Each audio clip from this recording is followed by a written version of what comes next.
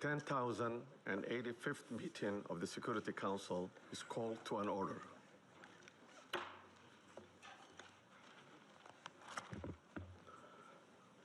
As this is the first formal meeting of the Security Council this year, I should like to extend my warm wishes on the new year to all members of the Security Council, the United Nations, and the Secretariat.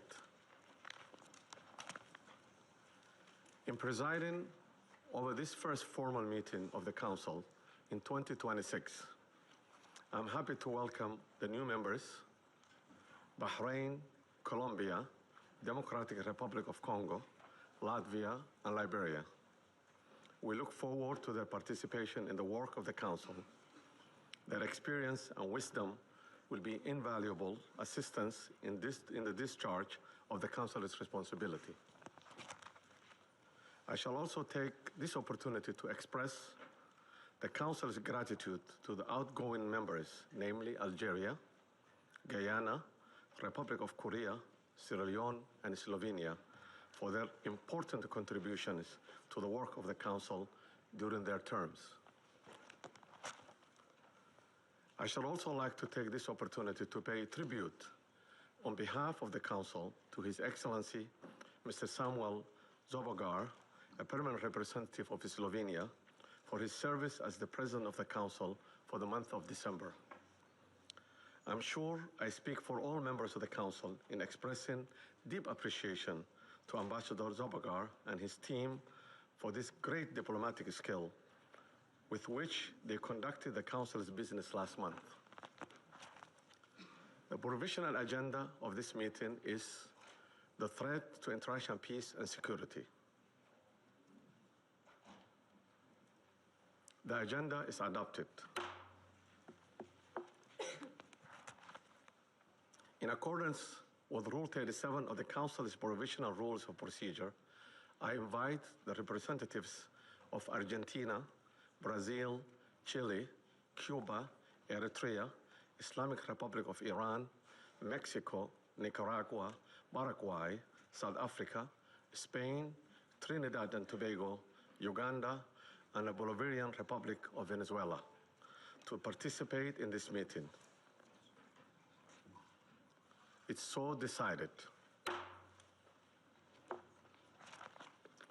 In accordance with Rule 39 of the Council's Provisional Rules of the Procedure, I invite the following briefers to participate in this meeting. Ms. Rosemary DiCarlo, the Undersecretary General for the Political and Peace-Building Affairs. Mr. Jeffrey Sachs, President of UN Sustainable Development Solutions Network and Director of Center for Sustainable Development at Columbia University, and Ms. Mercedes de Freitas, Founder and Executive Director of Transparencia Venezuela. It's so decided. Security Council will now begin its consideration for item 2 of the agenda. I now give the floor to Ms. Rosemary DiCarlo. Thank you, Mr. President. Today, I'm going to deliver a statement from Secretary General Antonio Guterres, who was not able to be here this morning. Mr. President, members of the Security Council, we meet at a grave time following the 3 January United States military action in the Bolivarian Republic of Venezuela. The broad outlines of the events of Saturday have been widely reported. Early that day, U.S. forces were active across Caracas and in the northern states of Miranda, Aragua, and La Guaira. The extent of casualties resulting from these actions remains undetermined. In a statement on social media on Saturday, President Donald Trump announced the conduct of a, I quote, large-scale strike against Venezuela and its leader, President Nicolas Maduro, end quote. During a press conference on Saturday, President Trump stated, and I quote again, "We are going to run the country until such time that we can do a safe, proper, and judicious transition," end quote. The government of Venezuela has characterized the United Honduras 2009, Ukraine 2014, and Venezuela from 2002 onward. The methods employed are well established and well documented. They include open warfare, covert intelligence operations, instigation of unrest, support for armed groups, manipulation of mass and social media, bribery of military and civilian officials, targeted assassinations, false flag operations, and economic warfare. These measures are illegal under the UN Charter, and they typically result in ongoing violence, lethal conflict, political instability, and the world's leading nations failed to defend international law in the 1930s, leading to renewed global war. The United Nations emerged from that catastrophe as humanity's second great effort to place international law above international anarchy. In the words of the Charter, the UN was created, quote, to save succeeding generations from the scourge of war, which twice in our lifetime has brought untold sorrow to mankind. Given that we are in the nuclear age, failure cannot be repeated. Humanity would perish. There would be no third chance. To fulfill its responsibilities under the Charter, the Security Council should immediately affirm the following actions. The United States shall immediately cease and desist from all explicit and implicit threats or use of force against Venezuela. The United States shall terminate its naval quarantine and all related coercive military measures undertaken in the absence of authorization by the UN Security Council. The United States shall immediately withdraw its military forces from within and along the perimeter of Venezuela, including intelligence, naval, air, and other forward deployed assets positioned for coercive purposes. $1 billion were involved. $1 million, and Venezuela has been in technical default since 2017. We owe more than $15 million. For Venezuelans have had to learn to live with just a few hours of electricity per day in very many parts of the country. And we've learned to protect ourselves from daily extortion from the armed Colombian groups or the organized crime groups, but also elements of the state. So many families only have one meal per day below the calories that they need, affecting their nutrition, which is getting worse day by day. Humanitarian programs are not sufficient.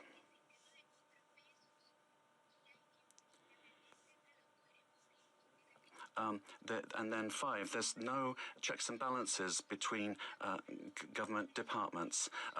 The government has captured all institutions, beginning with the justice institutions and also the oil company responsible for the majority of income for the country. In order to maintain control and the impunity of these illicit operations, a repressive system that's getting worse and worse is being applied. And to date, there are more than 1,000 political prisoners. At the end of the year, 26 people died during torture or because of a lack of medical care. The United Nations has documented many of these cases. We need a transparent state that is accountable, that will guarantee the rule of law and human rights, that will protect public goods for everyone without privilege, a system that's autonomous and independent. We need investment in building capacity that will enable us to have a dignified life. We must respect the will of the Venezuelan people to live in peace and democracy. And finally, a request to you. Freedom for all political prisoners in the country. Thank you very much. I thank to Ms. Freitas for her briefing. I now give the floor to those council members who wish to make statements. I give the floor to to the representative of Colombia.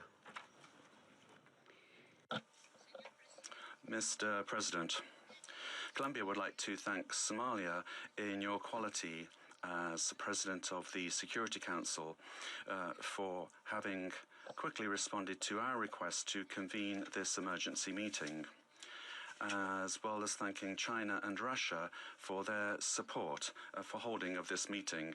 And we wish you, Mr. President, a successful month managing the work of the Council at a particularly delicate time for international peace and security.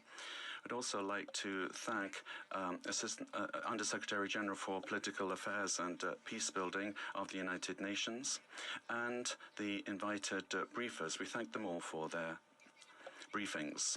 This is the first time Colombia is taking the floor in the Security Council as a non-permanent member for the period 2026-2027.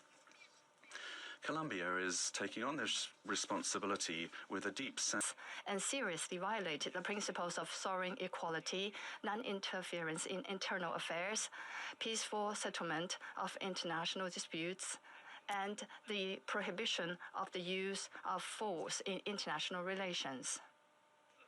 These principles constitute the fundamental tenets of the UN Charter and form the cornerstone of maintaining international peace and security.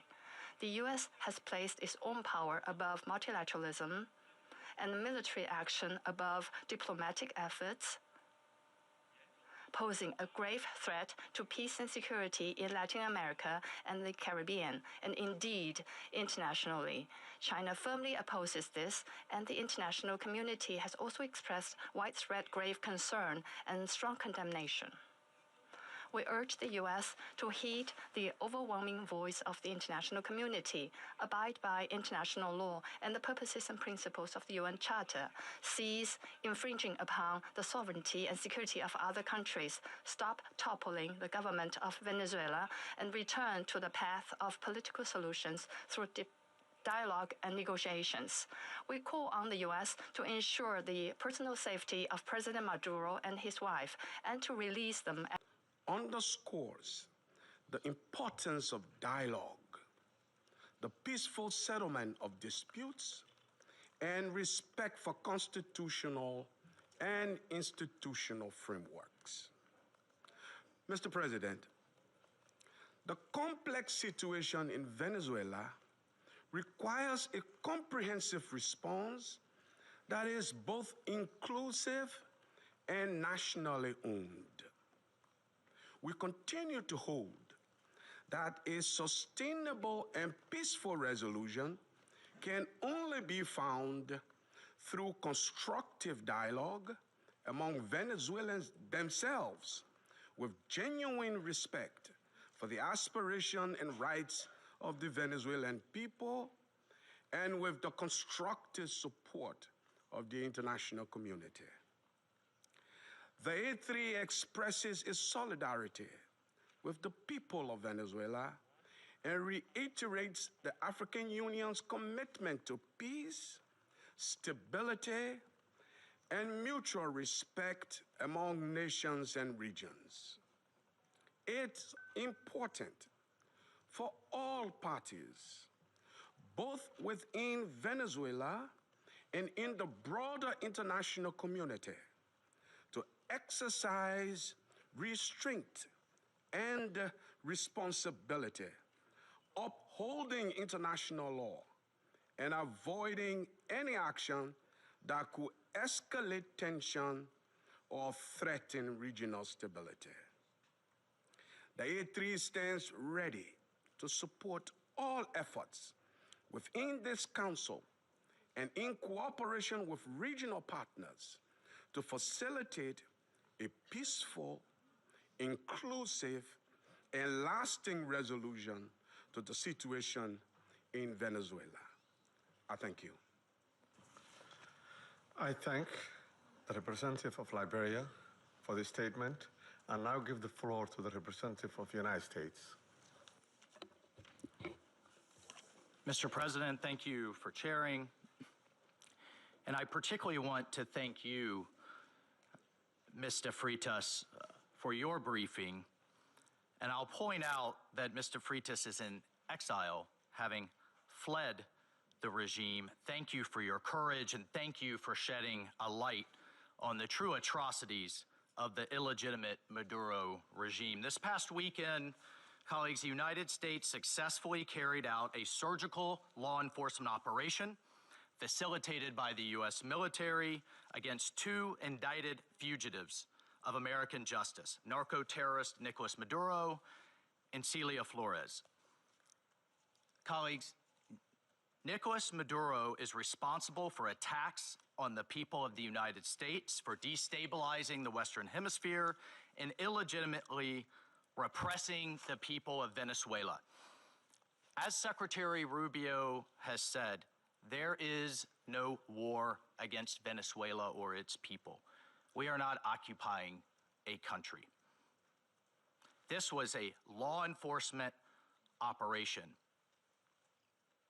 in furtherance of lawful indictments that have existed for decades. The United States arrested a narco trafficker who is now going to stand trial in the United States in accordance with the rule of law for the crimes he's committed against our people for 15 years. A similar action was taken in 1989 against Manuel Noriega. He was arrested, indicted, convicted in a court of law, served in prison in the United States and in Panama, and the Panamanian people, the American people, are safer for it. And undeniably, the region was more stable. This law enforcement action was directed consistent with the President of the United States' responsibility as Commander-in-Chief to protect Americans at home and abroad against a fugitive who is directly responsible for narcoterrorism that has killed hundreds of thousands of Americans and created destabilizing violence throughout our hemisphere. Nicolas Maduro and his co-defendant, Celia Flores, have been transferred here to the United States to stand trial for their crimes. Maduro was indicted by a grand jury in the Southern District of New York and faces very serious criminal charges for his involvement in a wide-ranging conspiracy to conduct narcoterrorism, to traffic cocaine and other drugs, and conducting international weapons trafficking. The overwhelming evidence of his crimes will be presented openly in U.S. court proceedings. Colleagues, Maduro is not just an indicted drug trafficker. He was an illegitimate so-called president. He was not a head of state. For years, Maduro and his cronies have manipulated Venezuela's electoral system to maintain their illegitimate grip on power. In fact, just 2 years ago in 2024, a UN panel of experts report found that the election in that year was absolutely and completely a farce and fell well short of the most basic transparency and integrity measures essential to upholding credible elections. If the UN and the United Nations in this body confers legitimacy on an illegitimate narco-terrorist and the same treatment in this charter of a democratically elected president or head of state, what kind of organization is this? We should note that over 50 countries, many nations, including the European Union, including a number of Latin American countries in the region, and of course the United States, again, over 50 countries rejected the legitimacy of Maduro's re-election following the disputed 2024 elections and do not recognize him as Venezuela's legitimately elected president. Maduro unlawfully refused to peacefully cede power after the Venezuelan people voted him out of office in the 2024 election. So therefore, Maduro was a fugitive from justice. He is the head of a vicious foreign terrorist organization, Cartel de los Soles. This regime-sponsored enterprise coordinates with and relies on other vicious criminal organizations, namely Tren de Aragua, again, among others, to carry out its objective of using illegal narcotics as a weapon against the United States. And for its part, Tren de Aragua is a designated foreign terrorist organization with thousands of members, many of whom have unlawfully infiltrated the United States and are conducting irregular warfare and undertaking hostile actions against the American people and against the United States. It's terrorizing criminals commit brutal crimes, including murders, kidnappings, extortions, and human, drug, and weapons trafficking. This administration, President Trump, will not stand for it. In fact, in March of 2025, President Trump declared that Tren de Aragua is quote, Tren de Aragua is undertaking hostile actions and conducting irregular warfare against the territory of the United States, both directly and at the direction, clandestine or otherwise, of the Maduro regime in Venezuela. Maduro and his cronies have partnered with some of the most violent and prolific drug traffickers and narco-terrorists in the world for decades, facilitating the flood of illegal drugs coming in the United States, estimated to be several hundred tons annually. He has become rich, incredibly wealthy, off the misery of untold numbers of Americans, Venezuelans, and others, aiding and abetting international terrorist organizations like Hezbollah, coordinating with corrupt Iranian officials, and other malign actors to influence not only the region, but to malignly influence the United States. In fact, in its own 2025 World Drug Report, the United Nations Office on Drugs and Crime identified Venezuela as a key trafficking route in the Western Hemisphere for illegal drugs, predominantly cocaine, entering the United States and increasingly Europe.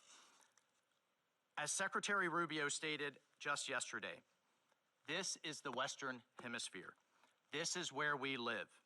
And we're not going to allow the Western Hemisphere to be used as a base of operation for our nation's adversaries and competitors and rivals of the United States. You can't turn Venezuela into the operating hub for Iran, for Hezbollah, for gangs, for Cuban intelligence agents, and other malign actors that control that country. You cannot continue to have the largest energy reserves in the world under the control of adversaries of the United States, under the control of illegitimate leaders, and not benefiting the people of Venezuela, and stolen by a handful of oligarchs inside of Venezuela. But it doesn't stop there. Numerous UN and international human rights organizations have issued reports documenting serious human rights abuses by the Maduro regime, including reports of extrajudicial killings, political prisoners, torture, and arbitrary and unlawful detentions. In fact, over 8 million Venezuelans have fled the country, destabilizing their neighbors in the region and creating the world's largest refugee crisis. Members of this council, colleagues, the United States wants a better future for Venezuela.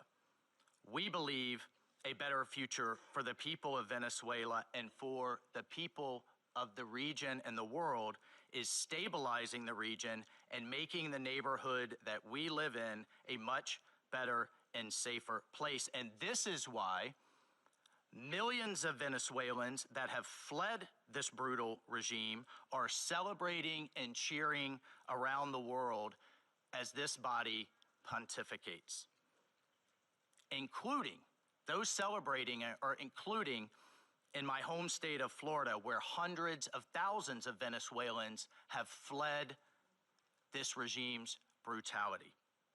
I want to reiterate, President Trump gave diplomacy a chance. He offered Maduro multiple off-ramps.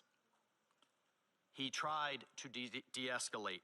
Maduro refused to take them.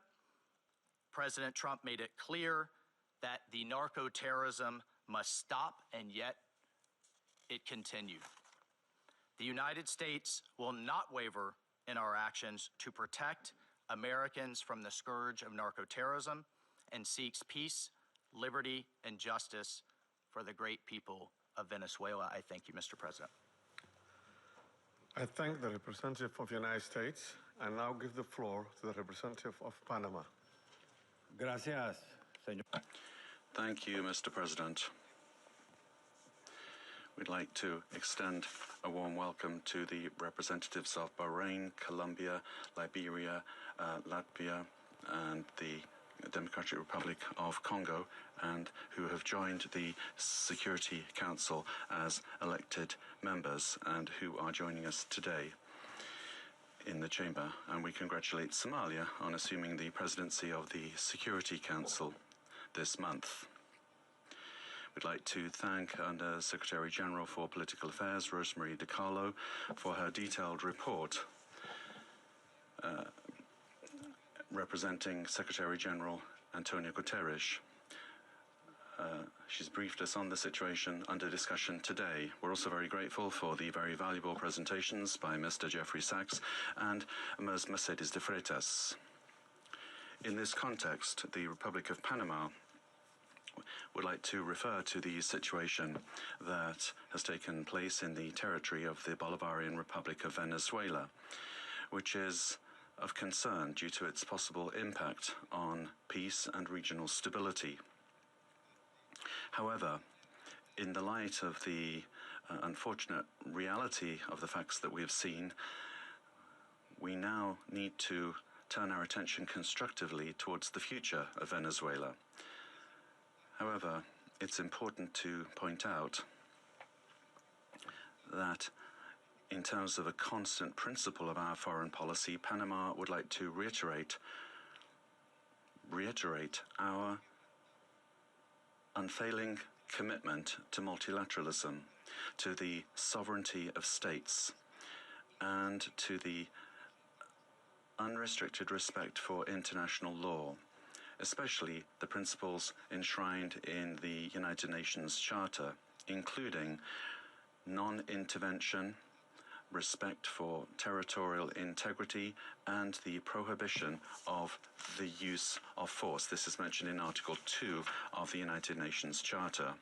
These principles are, and they continue to be, the indispensable framework for the peaceful coexistence between nations. Panama also believes it's necessary to highlight that the situation Venezuela is facing is unfolding in an environment marked by the disregard for the will of its people, as well as by a sustained erosion of democratic institutions.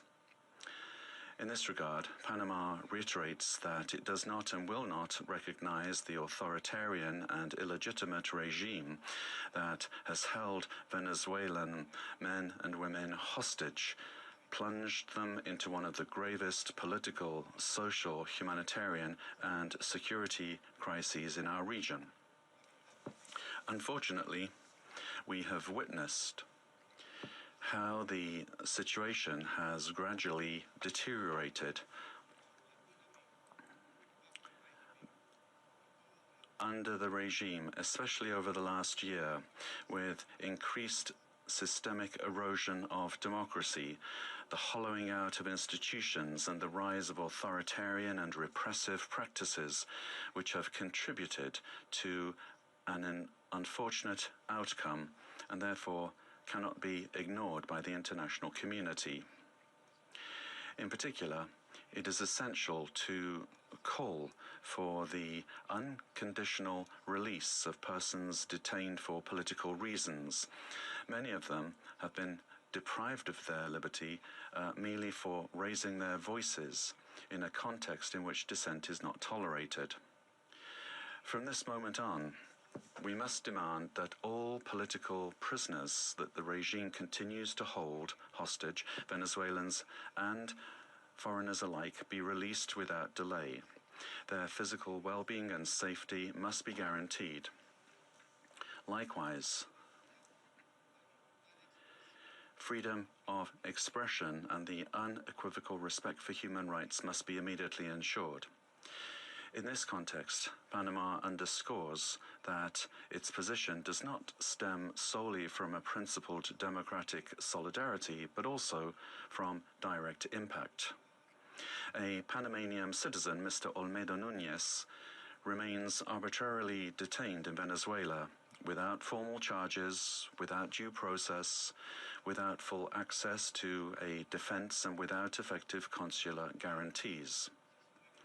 Added to this is the human impact of a multidimensional crisis that has forced around 9 million Venezuelans, men and women, to leave their homes, compelled to live in displacement and vulnerability as a consequence of the institutional and social collapse generated by the regime. A crisis that has had significant regional repercussions, reflected both in the irregular migration flows from south to north of a significant number of Venezuelan nationals, as well as reverse migration movements, including also a lot of Venezuelans, the effects of which are felt particularly in countries of transit and destination that this affects, including Panama. And this has decisively contributed to illegal migration. In the face of this reality, Panama issues a clear and firm call for Venezuela's short-term future to be fully democratic.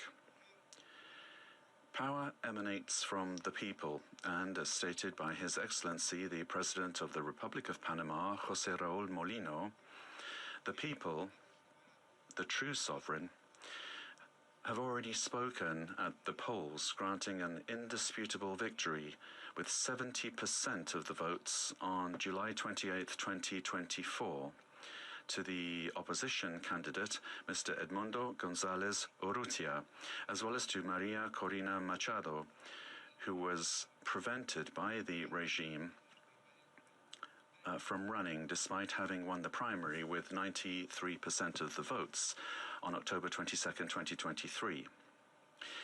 Additionally, the popularity of both has increased in recent months, including among police and military sectors. The elected government has the teams and work programs ready to be implemented immediately, guaranteeing an orderly transition that provides the rule of law, respect for human rights, and confidence. In line with this commitment, Panama proudly safeguards the electoral records that reliably certify said victory as testimony to the inalienable right of the Venezuelan people to determine their own political destiny. Recognizing any authority other than that of the elected president would amount to legitimizing electoral fraud, normalizing authoritarianism, and undermining the universal principle of free elections as the source of legitimacy.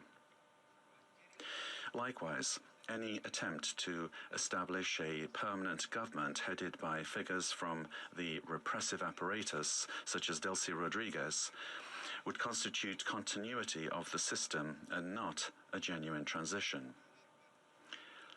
Any political solution must be peaceful, it must be democratic, and led by the Venezuelans, with the responsible assistance of the international community, including the United Nations and regional mechanisms such as the Organization of American States.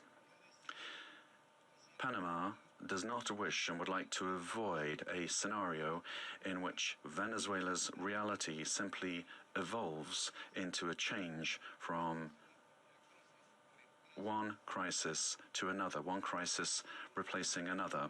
There can be no genuine transition with Madurismo, if it remains, or if we have the same power structures preserved under new names.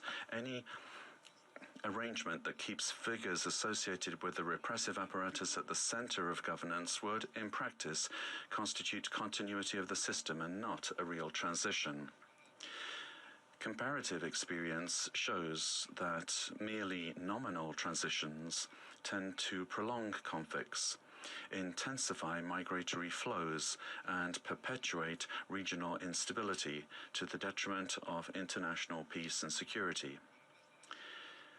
Panama will always stand in solidarity with an orderly and democratic transition process, anchored in the popular will already expressed at the polls on July 28, 2024, aimed at restoring democratic institutions through an interim period strictly limited in time, the sole purpose of which is to create the conditions necessary for the effective exercise of the Venezuelan people's right to self-determination.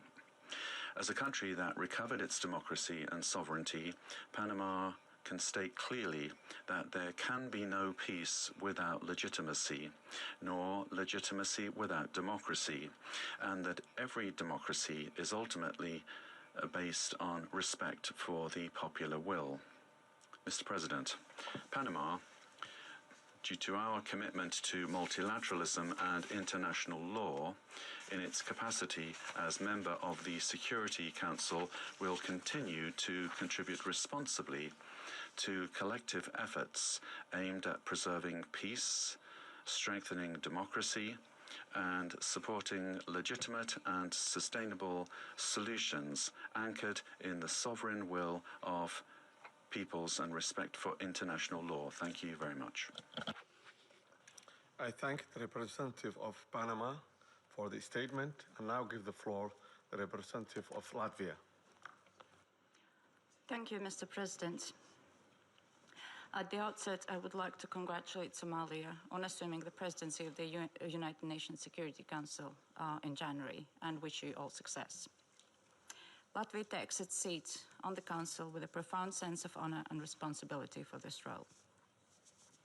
And let me thank Under-Secretary General Rosemary DiCarlo for today's briefing on behalf of the Secretary General, and I thank the invited briefers. The Security Council bears primary responsibility for the global efforts to uphold peace, security, and rule of law worldwide. Latvia recalls that under all circumstances, the principles of international law and the UN Charter must be upheld. All efforts now focus on ensuring de-escalation and stability in Venezuela based on inclusive dialogue and broad societal support.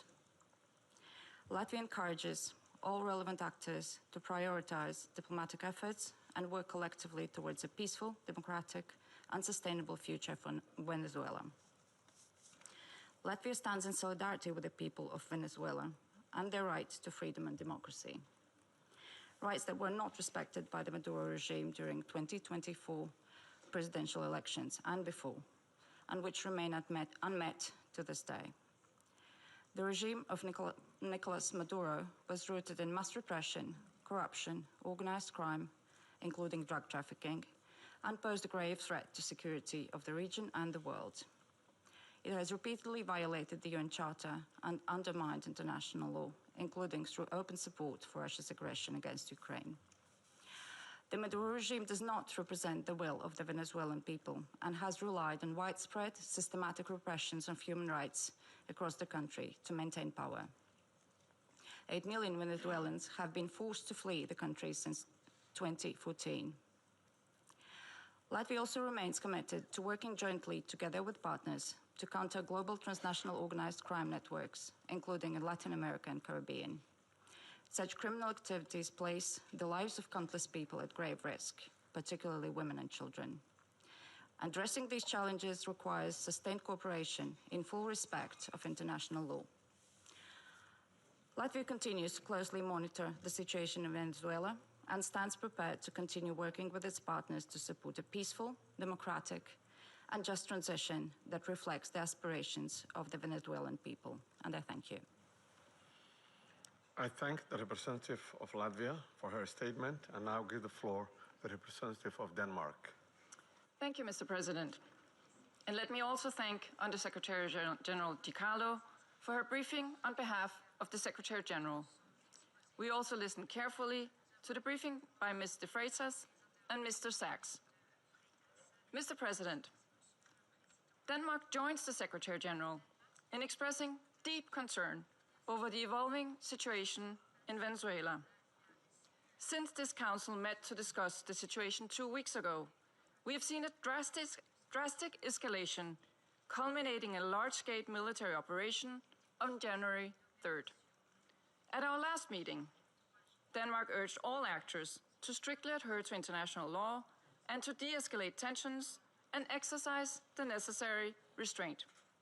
Today, we echo the Secretary General in his concern regarding the worrying implications of this military action. Independent of the situation in Venezuela, these developments constitute a dangerous precedent. International law and the UN Charter, as a pillar of the international security architecture, must be respected by all states. Denmark recalls the foundational principle of international law that forbids states from threatening or using force against another state's territorial integrity and political independence. This imperative is enshrined in Article 2, Paragraph 4 of the UN Charter. Members of the UN Security Council have a special responsibility to uphold these principles. The principles of sovereignty, political independence, and territorial integrity must be respected. The inviolability of borders is not up for negotiation. These are universal, sacrosanct principles enshrined in international law. They apply everywhere. Mr. President, once again, Denmark calls on all parties to urgently de-escalate tensions that could threaten peace and stability in the region and beyond. International disputes should be settled by peaceful means, as stated in the UN Charter. We further call on all parties to exercise maximum restraint and to engage in dialogue and diplomacy. Denmark takes note of official statements from the United States government stating that the military operations are to combat drug trafficking and stem the illicit flow of illegal narcotics. Denmark shares the priority of combating organized crime and drug trafficking, while reiterating that counter-narcotic efforts, as all other efforts, must be conducted in strict accordance with international law, including the fundamental rules and principles of the UN Charter. Mr. President, against this backdrop, Denmark wishes to recall our solidarity with the people of Venezuela. Denmark does not recognize Nicolás Maduro as the legitimate president of Venezuela, following the lack of transparency and integrity in the 2024 presidential elections, which failed to meet basic democratic standards. In Maduro's attempts to cling to power, his authoritarian regime grew increasingly oppressive. His regime bears responsibility for widespread and systematic violations of human rights against his fellow citizens, and he should be held accountable. The victims of the Maduro regime's alleged crimes against humanity have to be heard. The Venezuelan people have a right to democracy and self-determination exercised through peaceful, inclusive, and credible democratic processes, free from fear of political persecution, intimidation, or repression, and external political interference. This includes the rights of Venezuelans alone to determine their political, economic, and social future without coercion, pressure, or manipulation by external actors. No state should seek to influence political outcomes in Venezuela through the use or threat of force or through other means inconsistent with international law. Venezuela's future can be decided only by the Venezuelans. We call on all parties and stakeholders to come together for a negotiated and peaceful transition to democratic rule in a process led by and owned by Venezuelans. At this critical and uncertain time, It is imperative that all parties fully respect human rights and international law. Denmark remains committed to supporting Venezuela and the aspirations of its people on its path to lasting political stability. I thank you. I thank the representative of Denmark for her statement and now give the floor to the representative of the United Kingdom. Thank you, President. I congratulate Somalia on the assumption of the presidency of the Council for the month of January. And I thank our briefers for their remarks. Colleagues, the Venezuelan people have suffered for years. This Council now meets at a pivotal moment for Venezuela's future. Maduro's actions created extreme levels of poverty, violent repression, and failing basic services. His regime's rule precipitated a displacement crisis affecting the whole region.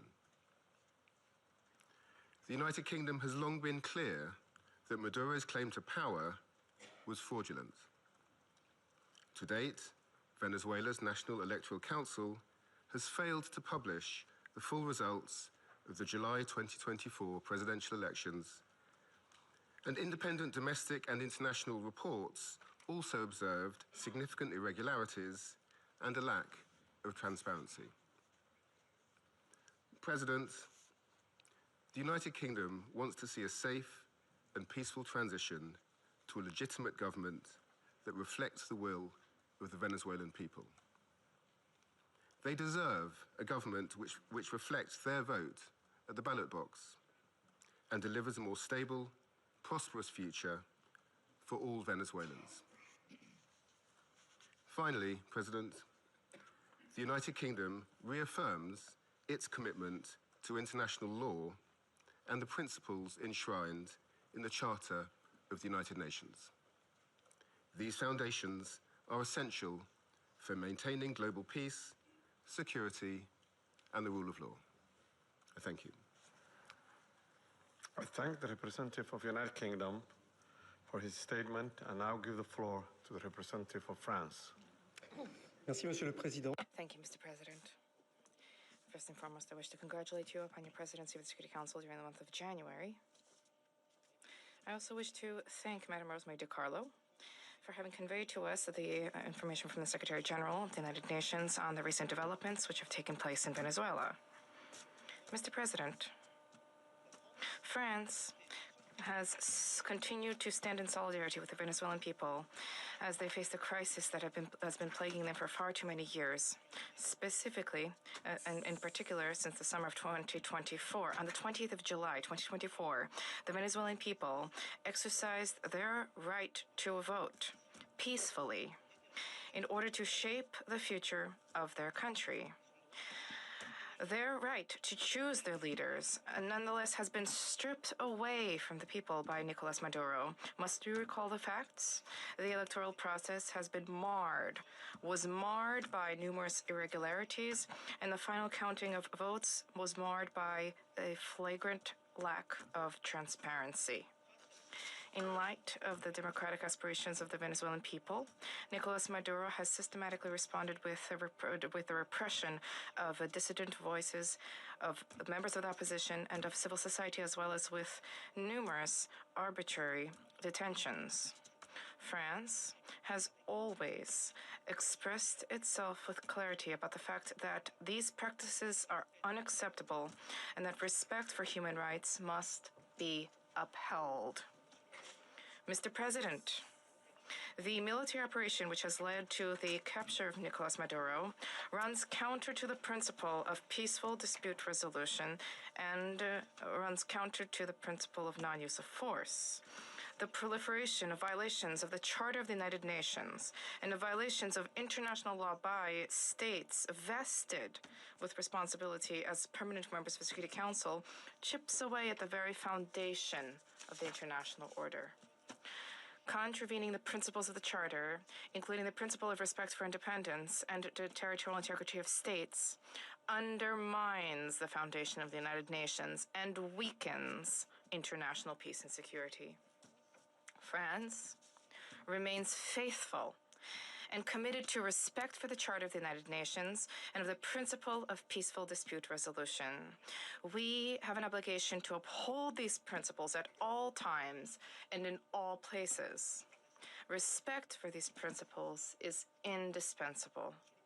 Mr. President, France wishes to reiterate our commitment to respect for the will of the Venezuelan people. The transition which is currently being opened up for Venezuela needs to be peaceful and democratic and carried out in a manner which respects the choice of the Venezuelan people, a sovereign people. This transition must be led by and for the Venezuelans. France stands ready, alongside states in the region and our partners at the European Union, to uphold dialogue with a view to the restoration of the free, democratic expression in Venezuela. We stand ready to support regional stability. This also needs to be the role of the Security Council. Thank you. I thank the representative of France for the statement and now give the floor to the representative of Bahrain. Sayyid Rais, Awaddu Bidayat. Mr. President, I wish to take this opportunity to congratulate first and foremost the Federal Republic of Somalia on its presidency of the Security Council during this month of January. We wish you every success. We also wish to take this opportunity to thank delegations whose mandate at the Council ended, namely Algeria, Guyana, the Republic of Korea, Sierra Leone, as well as Slovenia. We wish to thank them for their significant contributions to the attainment of the goals and the mission of the Council.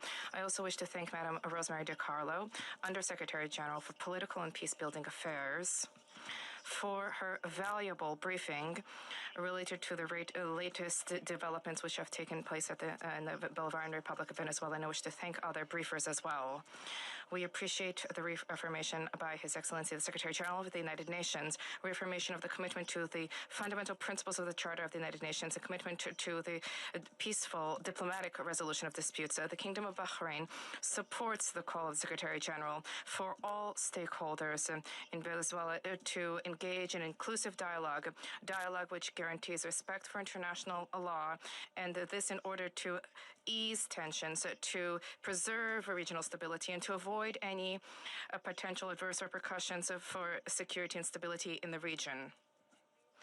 The Kingdom of Bahrain also extends its support for efforts undertaken at the regional and international levels in order to reduce tensions and to enhance diplomatic means in order to provide for international peace and security. The Kingdom stresses the importance of the promotion of international cooperation in order to support all regional and international efforts which are geared towards combating international organized crime, trafficking in drugs, as well as scourges which are related to this. This undermines the stability of societies, undermines achievement of sustainable development. Therefore, these issues need to be dealt with in accordance with international relevant conventions. By way of conclusion, the Kingdom of Bahrain reaffirms our support for regional and international efforts to achieve a political, lasting solution in the Bolivarian Republic of Venezuela. This needs to be achieved through regional cooperation and with respect for national sovereignty. The goal is to provide for security and stability in Venezuela, to avoid risks of conflict and division, to protect civil peace, and to contribute to the preservation of regional security and stability, as well as international peace and security. Thank you, Mr. President. I thank the representative of Bahrain for the statement and now give the floor to the representative of Pakistan. Thank you, Mr. President.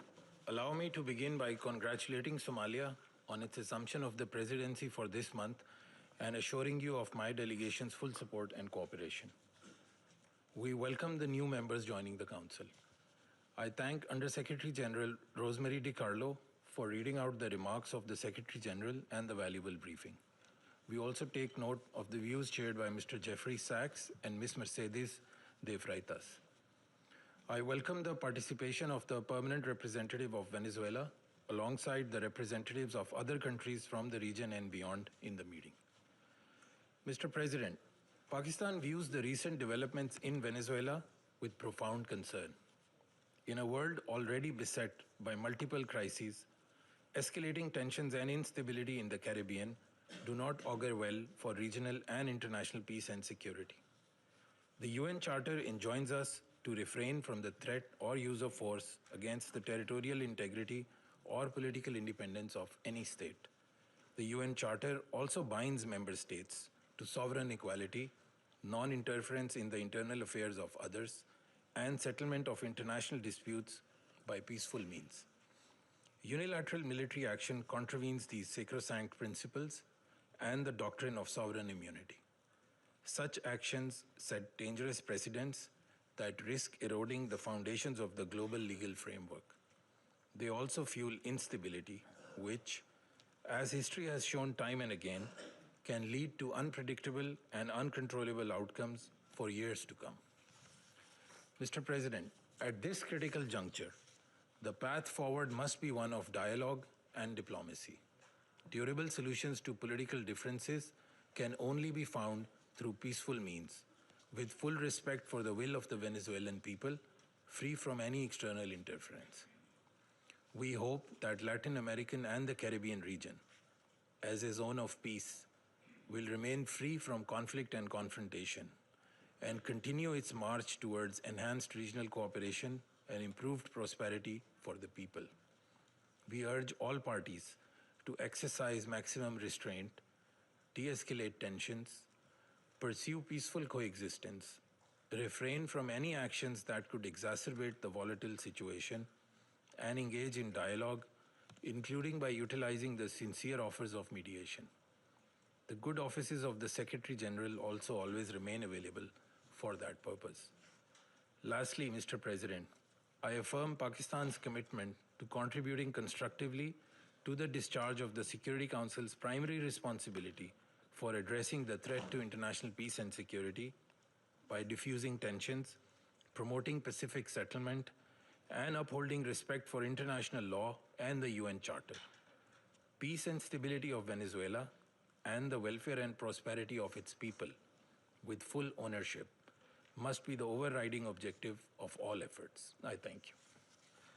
I thank the representative of Pakistan for the statement and now give the floor to the representative of Greece. Thank you, Mr. President. At the outset, I would like to congratulate Somalia for assuming the presidency of the Council for the month of January, and I would like to welcome the newly elected members joining the Council. I would also like to thank USG Di Carlo for her briefing on behalf of the Secretary General, as well as Mr. Sachs and Ms. De Freitas for their remarks. Mr. President, Greece is closely monitoring developments in Venezuela. We urge all actors to exercise maximum restraint and to refrain from actions that would deepen the crisis and undermine prospects for peace and stability. Greece reiterates that the Charter of the United Nations and international law, including human rights law, must always be respected.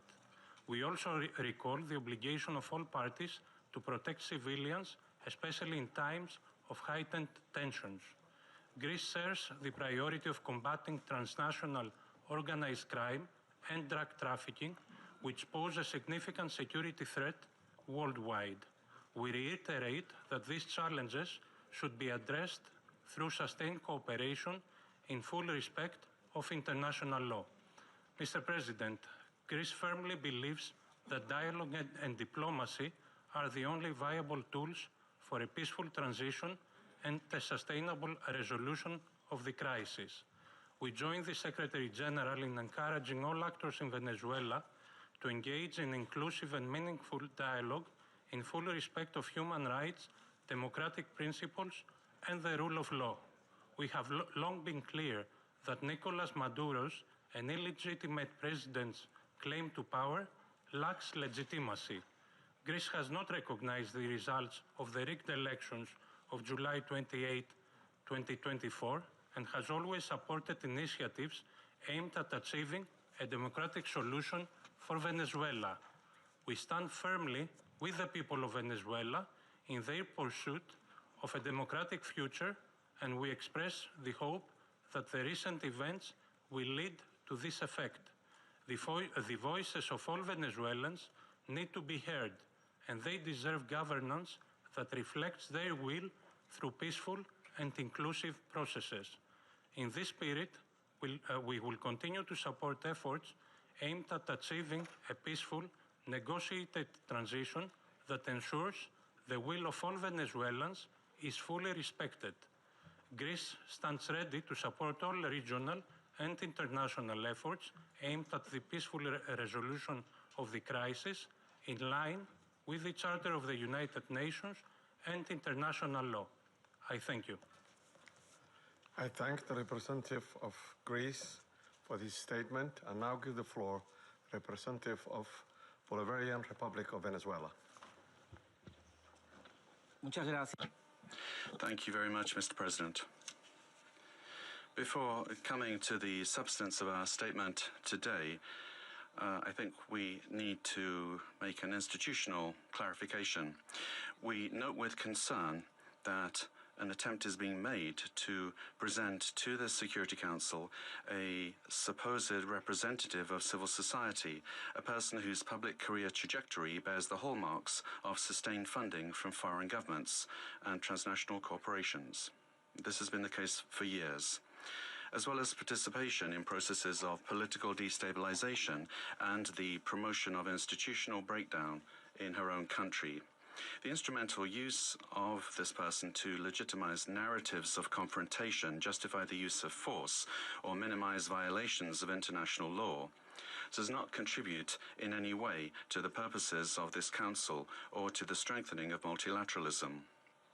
On the contrary, it erodes the credibility of the debates and distorts the Security Council's mandate entrusted with the maintenance of international peace and security. Mr. President, on January 3rd, 2026 is a date of profound historical significance, not only for Venezuela, but for the international system as a whole. On that day, the Bolivarian Republic of Venezuela was the target of an illegitimate armed attack lacking any legal justification by the government of the United States of America, which included bombing of our territory, the loss of civilian and military lives, the destruction of civilian infrastructure, essential infrastructure, and the kidnapping of the constitutional president of the Republic, Nicolas Maduro Moras, and the First Lady Cilia Flores. Venezuela comes before this Council today with a deep conviction that international peace can only be sustained if international law is respected without exception, without double standards, and without selective interpretations. The events of January 3rd constitute a flagrant violation of the UN Charter perpetrated by the US government, in particular the violation of the principle of sovereign equality of states, of the absolute prohibition of the use or threat of use of force against the territorial integrity or political independence of any state, as enshrined in Article 2, Paragraph 4, and a violation of the duty to settle disputes by peaceful means. Similarly, these acts also seriously violate the Geneva Conventions and its protocols, as indiscriminate attacks were carried out against the civilian population and assets.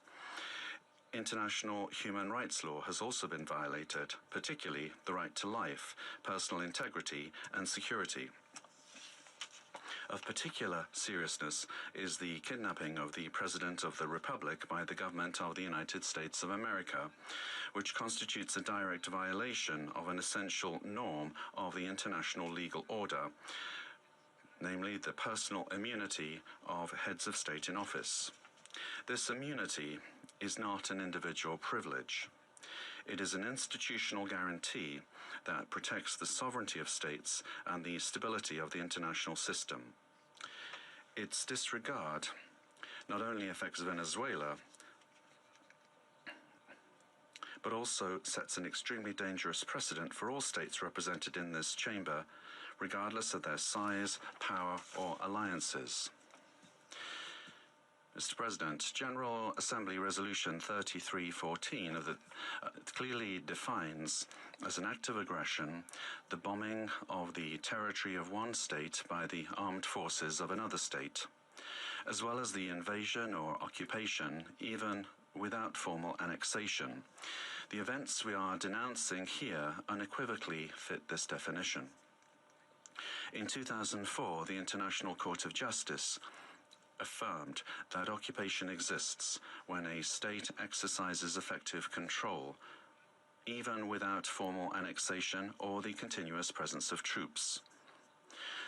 Security Council Resolution 242, for its part, emphasizes that the acquisition of territory by force is inadmissible, while General Assembly Resolution 2625 establishes that the territory of a state shall not be subject to military occupation as a result of the use of force in contravention of the UN Charter.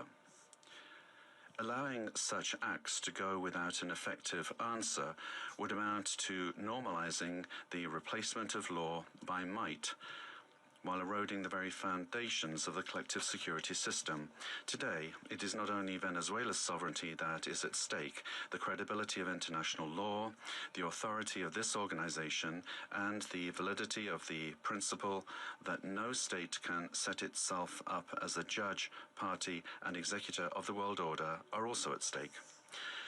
Mr. President, we cannot ignore a central element of this U.S. aggression. Venezuela is the victim of these attacks because of its natural resources. Our country's oil, energy, strategic resources, and geopolitical position have historically been factors of greed and external pressure. When force is used to control resources, impose governments, or redesign states, we are faced with a logic that harks back to the worst practices of colonialism and neocolonialism. Accepting such a logic would mean to open the door to a deeply unstable world in which countries with greater military capacities can decide by force the political and economic destinies of other states. This scenario not only threatens Venezuela, it threatens international peace and security as a whole. If the kidnapping of a head of state, the bombing of a sovereign country, since the inauguration of President Javier Milei, Argentina has been clear and consistent in its position regarding this situation. We have unequivocally denounced the lack of freedoms and the serious human rights violations, and we have actively contributed with the determination and responsibility to international efforts aimed at the return of democracy in Venezuela. In March 2024, when others opted for inaction or ambiguity, Argentina granted diplomatic asylum to 6 Venezuelan opposition leaders, assuming an enormous challenge for our representation in Caracas. Subsequently, after denouncing the fraudulent nature of the result announced in the 28 July 2024 elections and recognizing Edmundo González Urrutia as president-elect, Argentina was expelled from Venezuela. Our embassy, where the asylum seekers remained, was subject to a permanent siege. Despite these pressures, the Argentine Republic maintained its unwavering conviction to continue denouncing the situation in Venezuela and to act in every available international forum so that Venezuela could once again embrace freedom and democracy. Mr. President, this is not the first time that Argentina has addressed this Security Council regarding the situation in Venezuela. On the 23rd of December last, we expressed our deep concern over institutional and humanitarian deteriorating situation, noting the effects of the illegitimate regime of Nicolas Maduro transcended the domestic sphere and negatively affected regional stability, constituting a concrete threat to hemispheric security. In the same vein, President Milei stated at the Mercosur summit that Argentina welcomed the pressure from the United States aimed at freeing the Venezuelan people. Today, the international community faces a new scenario that poses a dual challenge: to support a genuine democratic transition in Venezuela and to contribute to the lasting restoration of peace and security in our region. Faced with both challenges, the Argentine Republic stands ready and willing to cooperate. We reaffirm our firm commitment to the full restoration of institutional normalcy and the rule of law in Venezuela. always safeguarding the freedom, human dignity, and prosperity of the brotherly Venezuelan people, as well as our determination to continue fighting against the scourge of narco-terrorism and those who contribute to its financing. The process that begins today requires the firm and coordinated commitment of all those countries that have accompanied the Venezuelan people in their long struggle, so that Venezuela can leave behind more than 2 decades of political, humanitarian, and social crisis, and can finally be reunited with freedom, democracy, respect for human rights, and economic prosperity. Mr. President, finally, the Argentine Republic requests that the authorities responsible for administering the transition in Venezuela contribute to the immediate release of the Argentine citizen Nahuel Gallo, who has been in a situation of enforced disappearance since the 8th of December 2024, in clear violation of his human rights, and that his prompt and safe return to our country be guaranteed. Thank you. I thank the representative of Argentina and now give the floor to the representative of Chile. Thank you, Mr. President. Chile would like to thank Somalia for convening this informational briefing under the item Threats to International Peace and Security.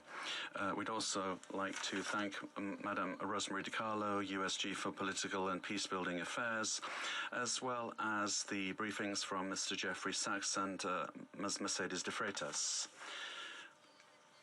President, Chile would like to express our deep concern and firm condemnation of the unilateral military action taken by the United States in the territory of the Bolivarian Republic of Venezuela.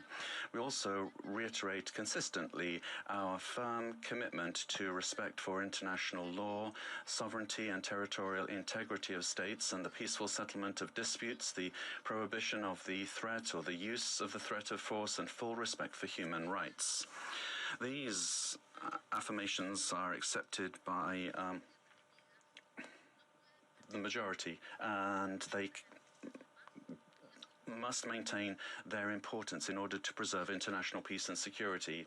We said this on the 23rd of December when we took the floor, and we reiterate this today. Chile does not recognize the Maduro regime, but serious violations of human rights being faced by Venezuela do not have a military solution.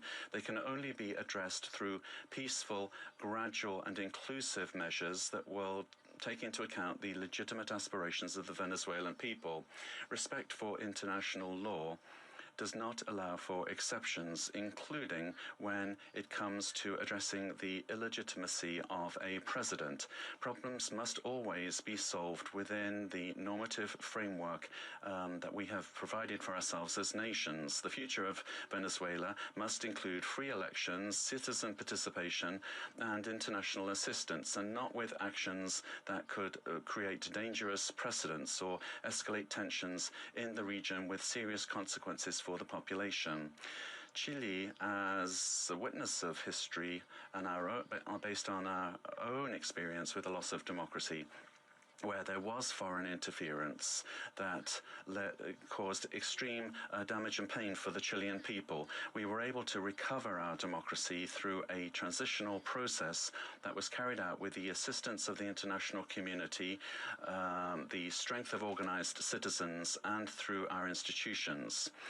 Mr. President, Chile would like also to underscore the urgent need to continue with coordinated efforts multilaterally to address transnational organized crime, and we're also convinced that Latin America and the Caribbean must continue to be a zone of peace, because that zone of peace not only serves Latin America and the Caribbean, but the entire world. An armed conflict will have devastating humanitarian consequences in Venezuela and in the region. It will worsen the suffering of the civilian population and worsen even further the displacement, insecurity, and vulnerability aspects of the situation. We reiterate that any differences must be dealt with exclusively through peaceful means in strict respect for international law, the sovereignty of states, and the prohibition of the use or the threat of the use of force. As was recently indicated by the heads of state of Brazil, Chile, Mexico, Uruguay, and Spain, we express our concern with regard to any attempt to control government administration or foreign ownership of strategic assets. This would be against international law and would threaten the political, economic, and social stability of the region. Mr. President, given this complex scenario, Chile welcomes the role that could be played by multilateral fora. And here, particularly, we would refer to the role of the United Nations, and particularly the role that could be played by the Secretary General and by this Council, with the consent of the parties involved to contribute to de-escalating the situation and searching for an understanding that would favor a peaceful and lasting exit to the crisis. Prudent leadership and experience of our organization, as well as the regional organizations and mechanisms, could be very relevant to avoid a further worsening of the situation and to keep open the channels of communication. Chile reiterates its preparedness to support constructive initiatives that will point in this direction and work together with countries of the region and with the international community for stability and mutual understanding and respect for the principles that underpin this organization. Thank you. I thank the representative of Chile for the statement and now give the floor to the representatives of Brazil. Mr. President, we'd like to thank Somalia for convening this emergency session of the Security Council. Brazil categorically and firmly rejects the armed intervention in Venezuelan territory in flagrant violation of the Charter of the United Nations and of international law. The bombings on Venezuelan territory and the capture of its president cross an unacceptable line. These acts constitute a very serious affront to the sovereignty of Venezuela and set an extremely dangerous precedent for the entire international community. The Charter of the United Nations establishes as a pillar of the international order the prohibition of the use of force against the territorial integrity or political independence of any state, except in the circumstances strictly provided for therein. The acceptance of actions of this nature would inexorably lead to a scenario marked by violence, disorder, and the erosion of multilateralism to the detriment of international law and institutions. The effects of the weakening of international governance and cooperation mechanisms are already evident. The record number since the Second World War of 61 active armed conflicts, the unprecedented figure of 117 million people in situations of humanitarian disaster around the world, reflecting the increase in wars, displacement, and crimes against humanity, such as the genocide in Gaza, and the global increase in military spending, which is approaching the historical mark of $2.7 trillion. As Brazil has reiterated on numerous occasions, the norms that govern coexistence among states are mandatory and universal. They do not admit exceptions based on ideological, geopolitical, political, economic, or any other kind of interests or projects. They do not admit that the exploitation of natural or economic resources justifies the use of force or the illegal change of a government. The multipolar world of the 21st century, which promotes peace and prosperity, must not be confused with spheres of influence. We cannot accept the argument that the end justifies the means. This reasoning lacks legitimacy and opens the possibility of granting the strongest the right to define what is just or unjust, what is right or wrong, and even to ignore national sovereignties, imposing the decisions to be taken by the weakest. Latin America and the Caribbean have made peace a conscious, lasting, and irreversible choice. The resort to force in our region evokes chapters of history that we believed we'd left behind us and endangers the collective effort to preserve the region as a zone of peace and cooperation, free of armed conflicts, respectful of international law and the principle of non-intervention. Armed interventions in the past have had profoundly negative and lasting consequences.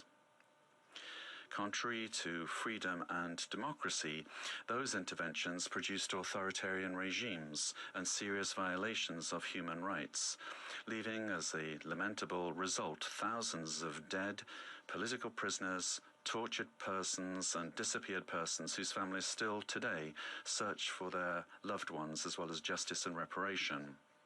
For the first time in South America, a profoundly alarming event has occurred.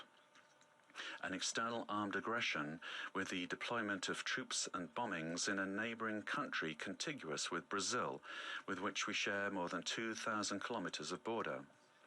Mr. President, South America is a zone of peace. I insist upon that.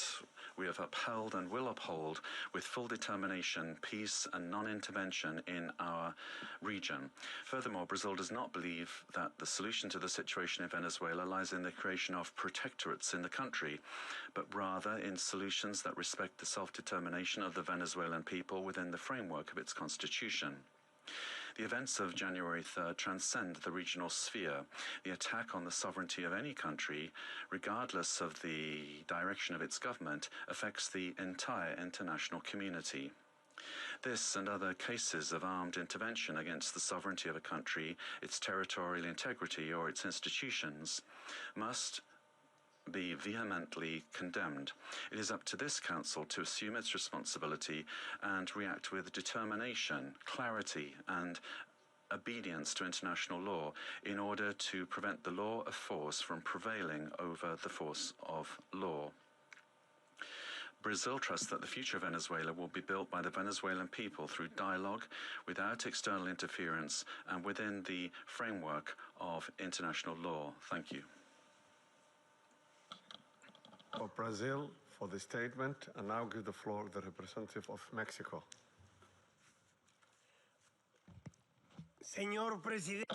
Mr. President, thank you for having convened this emergency meeting of the Council.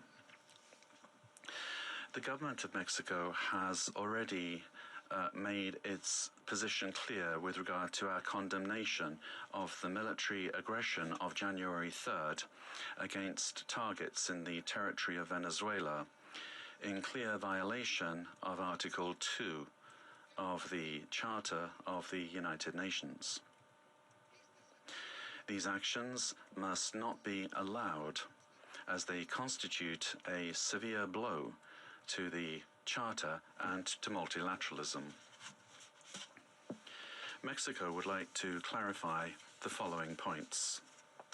4 points. Number one, the prohibition of the threat or the use of force against the sovereignty, territorial integrity, or political independence of any state is the foundation of international law, regardless of the country or the government involved. 2. Rhetoric pointing towards the escalation or expansion of military actions, including to other countries in our region, threatens regional stability. 3.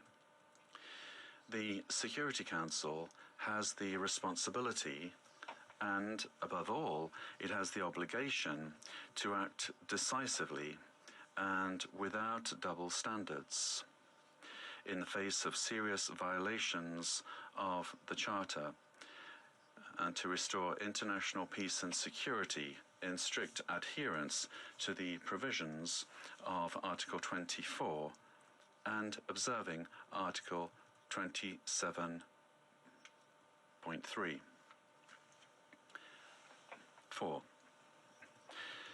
It is for sovereign peoples to decide their destiny and to find peaceful democratic and negotiated solutions to their political differences within a framework of unrestricted respect for human rights. Regime change by external actors and the application of extraterritorial measures are not only acts contrary to international law, but historically, all they've done is exacerbate conflicts and weakened the social and political fabric of nations. Mr. President, esteemed colleagues, despite the political differences among our governments, Latin America and the Caribbean has been forged as a zone of peace. Collectively, we have, for decades now, resorted to the available political and legal mechanisms available in order to peacefully settle disputes. The current violation of this fragile balance gravely endangers the political stability and the security of the region, as well as the well-being of our peoples. Those who justify these acts deny the independent history of Latin America and the Caribbean.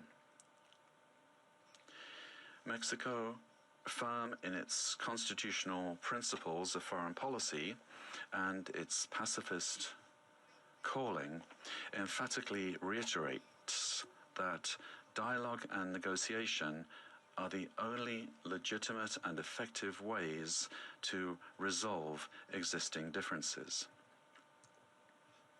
I reiterate the call of the President of Mexico for the UN to do more to resolve this and other conflicts, including through the good offices of its Secretary General.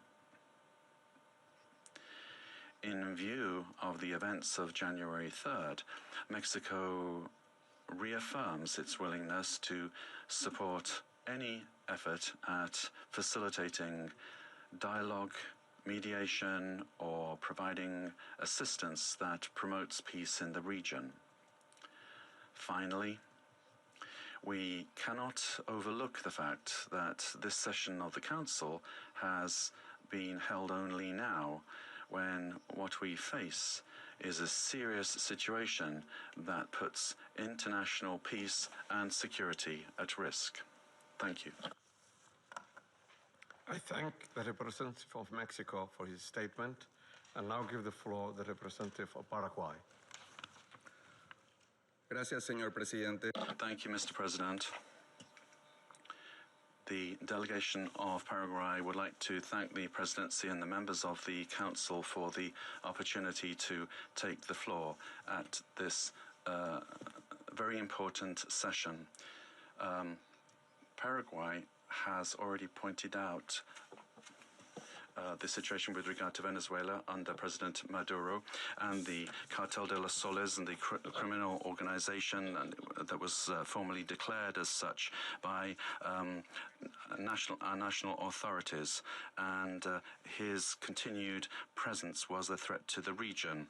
The exit of the leader of that terrorist organization should immediately lead to the restoration of democracy and to the rule of law in Venezuela, making it possible for the popular will expressed at the ballot box will be the foundation for reconstruction in Venezuela. We would also urgently call for the release of all political prisoners that are still in the prisons of that country, and we reiterate that a return to democratic institutions in Venezuela and the possibility for the legitimately elected authorities to resume their functions are fundamental steps for stability in the region. And finally, Paraguay reaffirms our historic commitment to the peaceful settlement of disputes, and we would observe the current events in Venezuela, and we would urge democratic means to be given priority for an ordered transition. Our commitment will continue to be to the democratic principles of the rule of law and peace in society. Thank you very much, Mr. President. I thank the representative of Paraguay for his statement and now give the floor to the representative of Cuba. Gracias, señor presidente. Thank you, Mr. President. Mr. President, Cuba aligns itself with the statement to be delivered by Eritrea on behalf of the group of Friends of the United Nations and Uganda on behalf of the Non-Aligned Movement. Since September of last year, Cuba has been denouncing the hegemonic and criminal plans of the United States and its aggressive projection against Venezuela in the region. We have clearly been exposed to the serious and unpredictable consequences of the irresponsible conduct of the U.S. government for the political, social, and economic stability of Latin America and the Caribbean, and more generally, for international peace and stability. On the 23rd of December, in this very body, we set out the sequence and escalation of actions carried out by the United States with the aim of overthrowing by force the legitimate and constitutional by the United States. 32 Cubans lost their lives in combat actions. They were carrying out missions on behalf of the Revolutionary Armed Forces and the Ministry of the Interior at the request of counterpart bodies of that country. Our compatriots honorably fulfilled their duty and fell after fierce resistance in direct combat against the attackers or as a result of the bombings of the facilities. Through their heroic actions, they upheld the solidarity sentiments of millions of our compatriots. Mr. President, the cowardly U.S. aggression against Venezuela is a criminal act in violation of international law and the UN Charter. It on the aberrant doctrine of peace through force and undermines the stability and peace that have characterized our Latin American and Caribbean region for years. It seeks to promote a change in the constitutional order of the Bolivarian Republic of Venezuela, freely chosen by its people. Its ultimate objective is not the false narrative of combating drug trafficking, but control over Venezuela's land and natural resources, as has been openly and shamelessly declared by President Trump and his Secretary of State. This is an imperialist and fascist aggression with objectives of domination that seeks to revive the U.S. hegemonic ambitions over our America anchored in the outdated Monroe Doctrine. It also seeks to intimidate and subjugate the governments of Latin America and the Caribbean. Cuba calls for an urgent reaction from the international community against this criminal attack on Venezuela, a peaceful nation that does not attack the United States or any other country. We call on all governments, parliaments, social movements, and peoples of the world to condemn the U.S. military aggression against Venezuela and to confront this act of state terrorism that threatens international peace and security and seeks to impose a new doctrine of U.S. imperialist domination in Latin America and the Caribbean and in the world. Mr. President, the recent statements about imperialist plans to steer Venezuela toward a supposed safe, appropriate, and prudent transition are totally unacceptable. In the U.S. vision of domination, this means imposing a puppet government functional to its predatory goals, particularly unrestricted access to and plundering of natural resources that, by right, belong to the Venezuelan people. Determining the destiny of Venezuela is an exclusive right of its people without external interference. If the U.S. government, lacking any moral authority whatsoever, truly cared about the peace, freedom, and justice of Venezuelan men and women, it would not have bombed that territory with absolute disregard for the lives, sovereignty, and territorial integrity of that nation. I conclude by reaffirming our unwavering adherence to the proclamation of Latin America and the Caribbean as a zone of peace, and by calling for action with the firmness and determination that current circumstances demand, always in defense of international law and of a future of peace for all the peoples of our America and of the world. Thank you. I thank the representative of Cuba for the statement I now give the floor to the representative of Nicaragua. Muchas gracias. Thank you very much, Mr. President. Latin America and the Caribbean is a zone of peace, declared by the Community of Latin American and Caribbean States, CELAC, on behalf of all of the peoples and governments of our region. This zone of peace must be fully respected by all governments of the world without exception, and in particular by the members of this Security Council responsible for international peace and security. This decision, these desires and aspirations of our peoples, are a noble contribution to world peace, to international law, and to the United Nations Charter. Mr. President, Nicaragua supports what was expressed by the interim president of Venezuela, Delcy Rodriguez, calling for the immediate release of the constitutional and legitimate president of Venezuela, Nicolas Maduro Moros, and the first fighter of the country, Celia Flores. All member states of the United Nations have the duty to respect international law, the spirit, the purposes and principles of the United Nations Charter, the right to sovereignty, self-determination, territorial integrity of states, non-interference, and peaceful coexistence. The Venezuelan people are a dignified people, the people of Bolivar, of Chavez, and of Maduro, and they have never bowed the knee. They defend their right to sovereignty and their right to peace. Nicaragua will always stand with Venezuela. Peace has been deeply damaged, and the human family, the community of nations, the peoples of the world.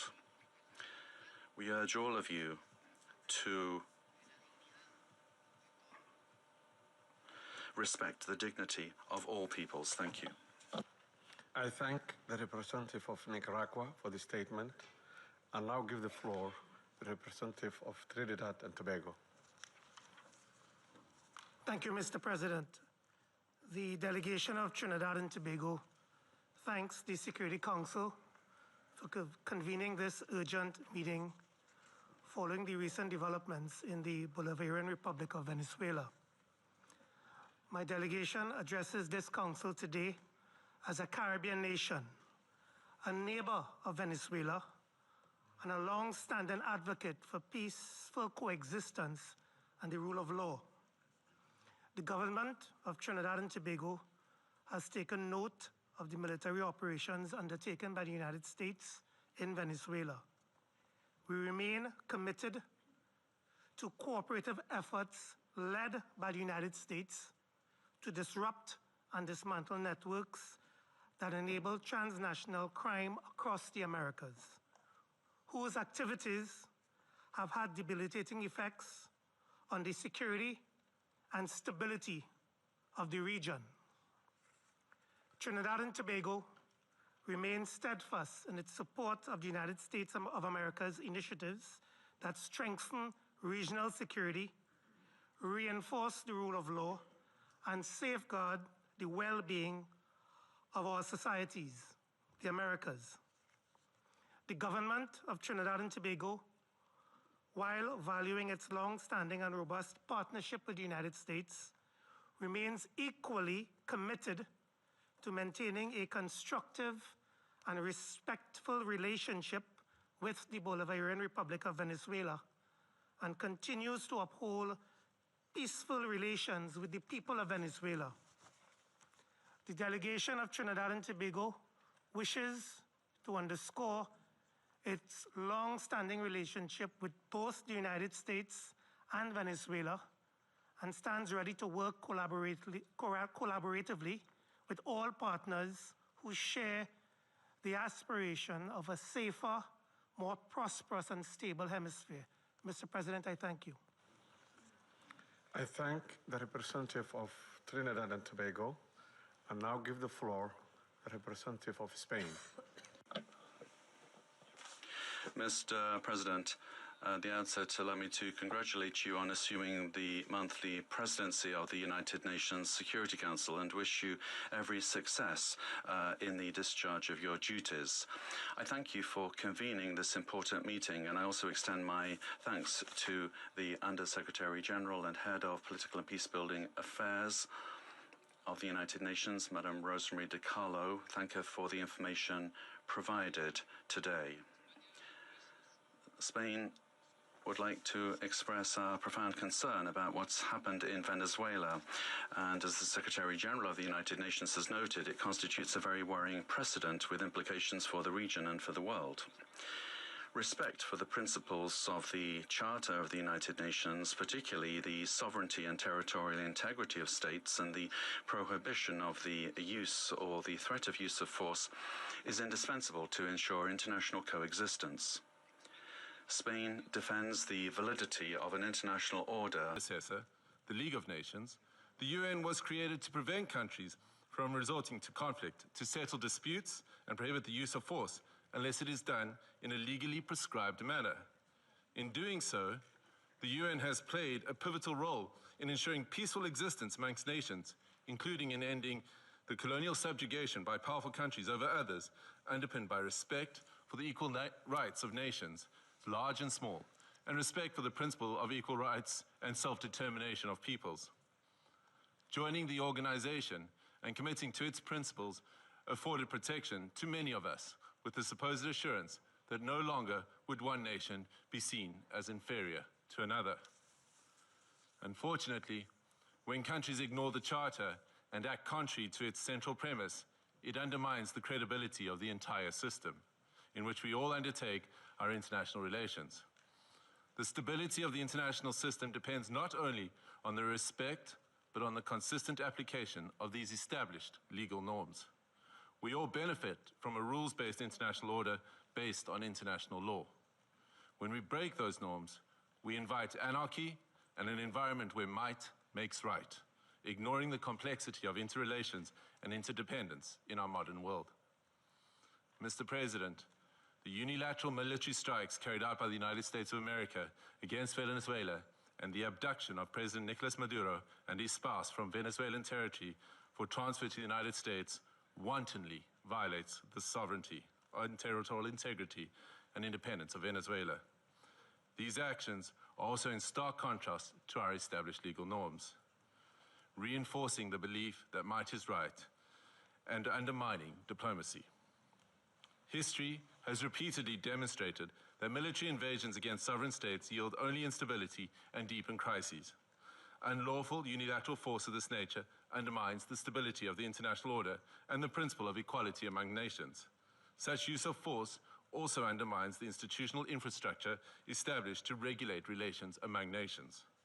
We have seen examples of these in Libya, Iraq, and countless cases in Africa where foreign interventions and interference create security crises and undermine national governance institutions cultivated through nuanced and complex national contexts.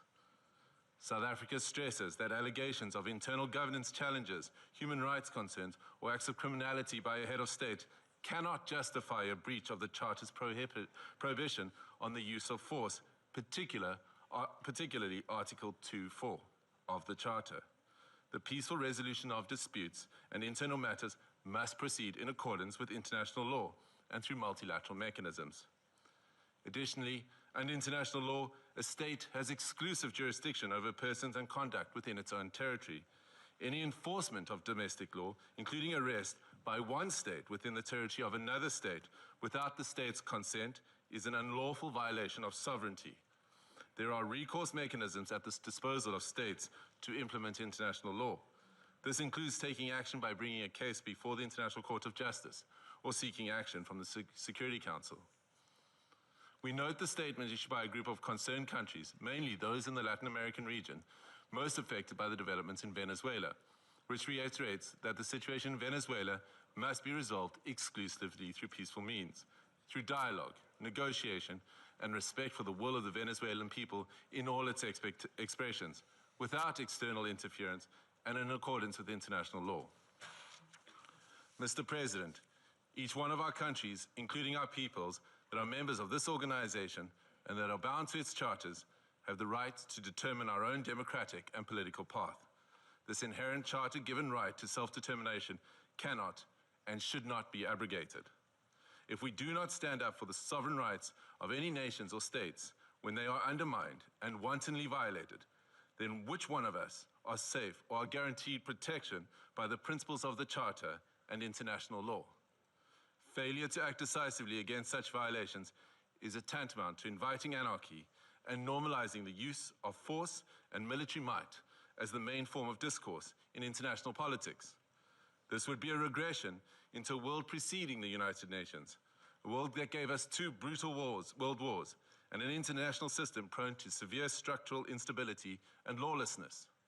We cannot afford to proceed into a complex future without the stability and protection afforded by international law. I thank you.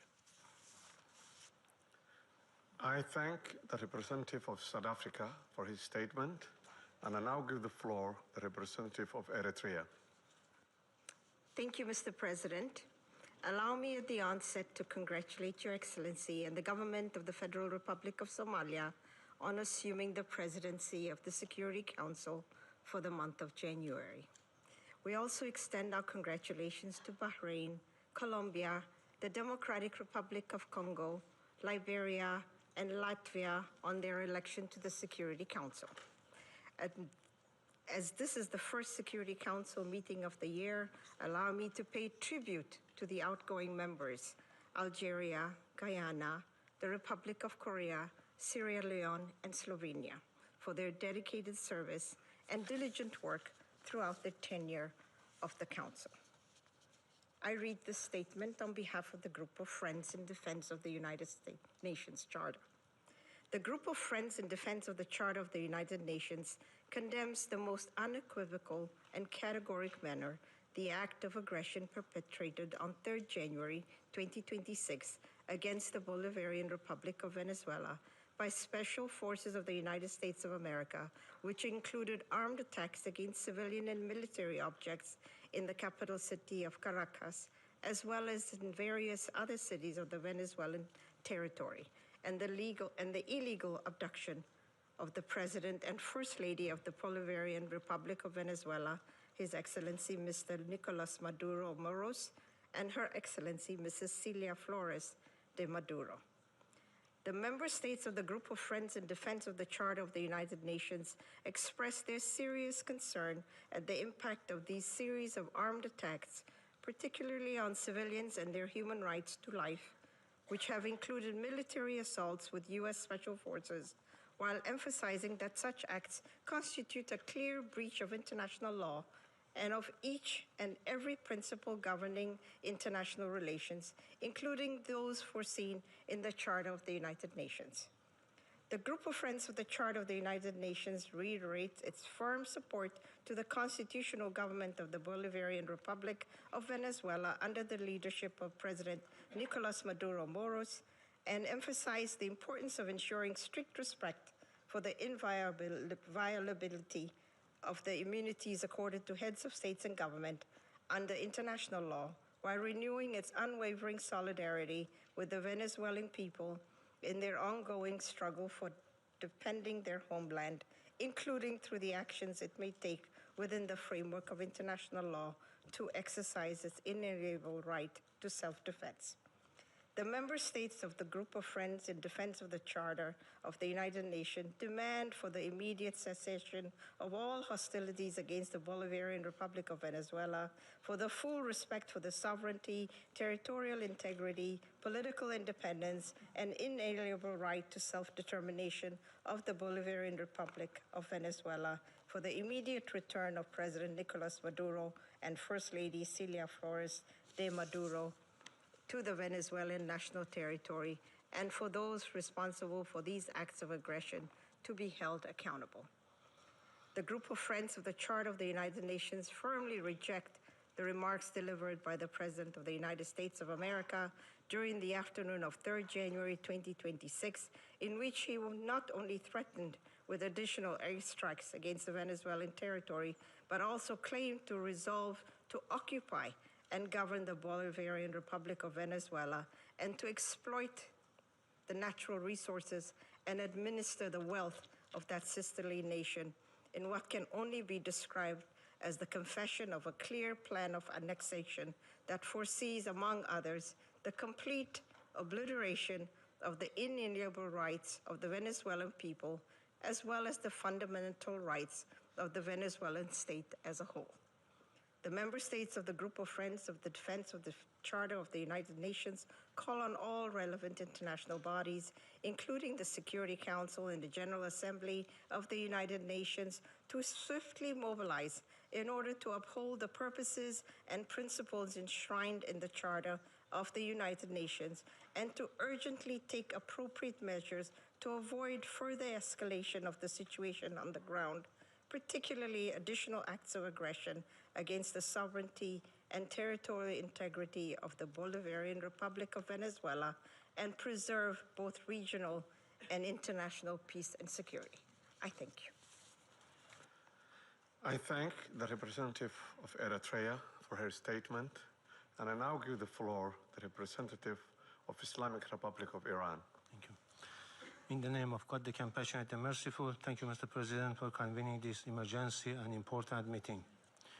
We acknowledge the presence of the Undersecretary General Misticolo at this meeting and extend our appreciation to Professor Jeffrey Sachs for his informative and insightful briefing. At the outset, I would like to extend my warm congratulations to Somalia on its assumption of the presidency of the Security Council for this month. I also wish to warmly congratulate the newly elected members of the Council, Bahrain, Colombia, Republic of Congo, Latvia, and Liberia on their election. Mr. President, the Islamic Republic of Iran would like to associate itself with the statement delivered by Eritrea on behalf of the Group of Friends in Defense of the Charter of the United Nations and wishes to make the following remarks in its national capacity. First, the Islamic Republic of Iran condemns in the strongest possible terms the military attack carried out by the United States of America against the Bolivarian Republic of Venezuela. This illegal act constitutes a state terrorism, a manifest violation of Charter of the United Nations, particularly Article 2, Section 4 and Section 7, and peremptory norms of the international law and amounts to an internationally wrongful act and a full-fledged act of aggression. Such military aggression against an independent member state of the United Nations establishes a serious breach of regional and international peace and security with far-reaching consequences for the international system as a whole. Second, the abduction of democratically elected president and the First Lady of the Bolivarian Republic of Venezuela by the United States constitute a flagrant violation of customary international law, including the principles of the inviolability of the immunities accorded to the heads of a state and government under international law, and represent a grave assault on the sovereign equality of states. The Islamic Republic of Iran recalls Venezuela's inherent right to self-defense and underscores the legal responsibility of the United Nations, in particular the Security Council, to take immediate measures to halt this unlawful aggression and to ensure accountability for all those responsible. Iran also reaffirms its full support for the people and legitimates the elected government of the Bolivarian Republic of Venezuela. Third, the United States is openly seeking to substitute its domestic law for international law and the Charter of the United Nations. This represents a serious warning to the international community and to all member states. Such unlawful conduct strikes at the very foundations of the Charter-based international legal order and establishes a dangerous precedent that must be categorically and unequivocally rejected. The so-called declared U.S. policy of peace through strength prescribed the law of the jungle and the rule of force instead of rule of law, and if tolerated and normalized, would render the collective security system established by the Charter ineffective and devoid of purpose. Fourth, The continued inaction and paralysis of the Security Council in the face of the explicit threat and act of aggression by the United States have fostered a dangerous climate of impunity. It has emboldened the United States to persist in unlawful conduct that poses a grave threat to regional and international peace and security. In recent days, the President of the United States had repeatedly issued public threat of the use of force against the Islamic Republic of Iran in manifest violation of Article 2 of the Charter of the United Nations. At the same time, the United States is shedding crocodile tears for the Iranian people and hypocritically claims to support them while maintaining a well-documented record of intervention, the use of force, and the imposition of unlawful unilateral coercive measures against Iran. This includes its direct political, military, and operational support and involvement for Israeli regime unlawful joint war of aggression against Iran between 13 and 24 June 2025. Which resulted in loss of civilian life, attacks on civilian infrastructure, and serious violations of fundamental human rights of the Iranian people. Iran reaffirms its inherent right to defend its sovereignty, territorial integrity, and national security, and to protect its people against any foreign interference. The United States of America will bear full responsibility for consequences arising from its unlawful threats and any ensuing escalation. Finally, we unequivocally reject the baseless allegation and unwarranted reference made to Iran by the representative of the United States at this meeting. The facts on the ground are clear, speak loudly for themselves, and cannot be concealed by political rhetoric or manufactured narrative. I thank you. I thank the representative of Islamic Republic of Iran and now give the floor to the representative of Uganda. Thank you, Mr. President. I have the honor to deliver this statement on behalf of the Non-Aligned Movement, NAM, representing 121 member states united by the shared principle of respect for the sovereignty and territorial integrity of all nations. The Coordinating Bureau of the Non-Aligned Movement, NAM, categorically condemns the act of aggression perpetuated by the United States of America against the Bolivian Republic of Venezuela since the early hours of 3rd January 2026, which included armed attacks against civilian and military locations in the capital city of Caracas, as well as in various other cities of the Venezuelan territory. The Coordinating Bureau of the Non-Aligned Movement notes that attacks in question, which blatantly violate the purposes and the principles enshrined in the Charter of the United Nations, as well as the norms of the international law, constitute an act of war against the Bolivian Republic of Venezuela that undermines both regional and international peace, security, and stability, while also threatening the very right to life of the Venezuelan people. Excuse me. The Coordinating Bureau of the Non-Aligned Movement demands the immediate cessation of all hostilities against the Bolivian Republic of Venezuela, the full respect of the sovereignty, territorial integrity, political independence, and inalienable rights to the self-determination of Bolivian Republic of Venezuela, and that those responsible for those ongoing acts of aggression to be held accountable. The Coordinating Bureau of the Non-Aligned Movement reaffirms the inviolability of the immunities accorded to the heads of states and government under international law, which constitute a fundamental pillar of sovereign equality, peace, coexistence, and stable international relations. These immunities, firmly rooted in customary international law and consistent with the purposes and principles of the Charter of the United Nations, must be respected universally without discrimination, and any actions or measures that undermine or selectively disregard them risk eroding multilateralism, destabilizing international relations, and weakening the international legal order. Excuse me. Mr. President, The Coordinating Bureau of the Non-Aligned Movement reiterates its full solidarity with the people and government of the Bolivian Republic of Venezuela at this critical time and insists that military solutions are not viable avenues for addressing any issues that may be of concern between members of the international community. I thank you, Mr. President.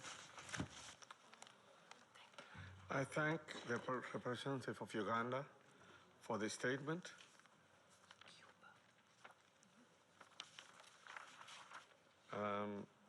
I now give the floor to the representative of Cuba, who has asked for the floor to make a further statement.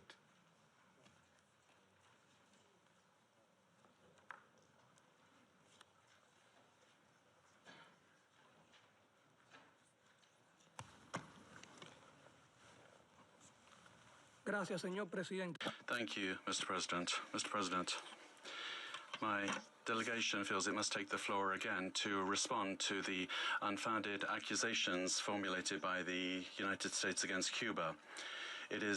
We are indignant that those that have led unilateral aggressions and systematic violations of international law pretend to judge other sovereign states with a totally immoral and irresponsible attitude lacking respect. We fundamentally reject the accusations that Cuba has intelligence assets in Venezuela. These kinds of statements lack any factual base and are a clear attempt to take the eyes of the world off the criminal acts of the United States in the region. Cuba strictly respects the sovereignty, independence, and inalienable right of the Venezuelan people to decide their own destiny, as established by the United Nations Charter. Cooperation between both countries is in multiple spheres, has legitimate bases, and is based on bilateral agreements signed by both parties. As has been declared by the revolutionary government, the 32 combatants that fell in terrorist acts perpetrated by the United States were in missions of the revolutionary forces at the request of Venezuela. Those patriots were heroic in their action, showing solidarity with millions of Cubans. These accusations attempt to suggest that Cuba is involved in this way in Venezuela. We categorically reject that. Thank you. I thank the representative of Cuba for the statement. There is no more names inscribed to the list of speakers. The meeting is adjourned.